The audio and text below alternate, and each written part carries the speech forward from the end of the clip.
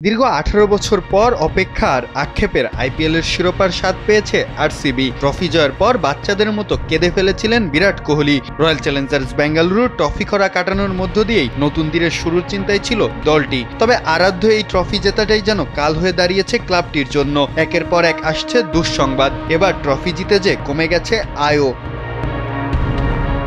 আরসিবির trophy জয়ের পর বিজয় র্যালিতে অংশ নিতে গিয়ে পদদলিত হয়ে নিহত হয়েছেন ১১ জন ভক্ত।